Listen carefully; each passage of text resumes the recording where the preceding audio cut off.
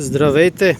На Велики четвъртък се включваме директно от обекта на Synergy Build for a Residence, откъдето ще може да ви покажа какво се случва в последните дни, защото аз бях се подготвил така да пътувам за празниците, но за една седмица тук са се случили страшно много нови неща.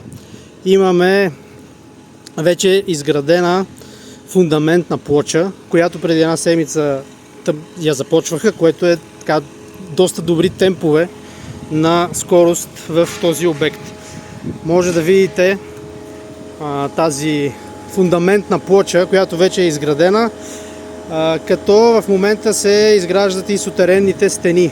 Тук ще бъде използван водоплътен бетон плюс два пласта хидроизолация за подобряване на цялостната изолация на сградата, тъй като в основите е изключително важно да не се пропуска влага и всякакви други течове, кондензии и така нататък. Затова можете да погледнете и самата фундаментна плоча.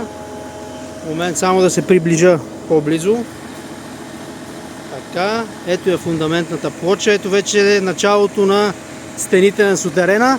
Така че тук кипи изключително сериозна работа и много добре се развиват в момента нещата. Наистина компанията Synergy Build инвестира много в качеството и прави нещата една идея по-добри от конкурентите. С това се отличава, както и с много бързо темпо на работа. Аз не знам, скоро не съм виждал за една седмица да бъде изградена подобна плоча на цяла сграда, което означава наистина изключително качество. След празниците отново ще бъдем тук, за да видим как продължава проекта. Вие можете да ни следите в YouTube, в LinkedIn, в Facebook, във всички канали, в TikTok също така. Пожелавам ви светли празници и ще се видим другата седмица. Всичко добро!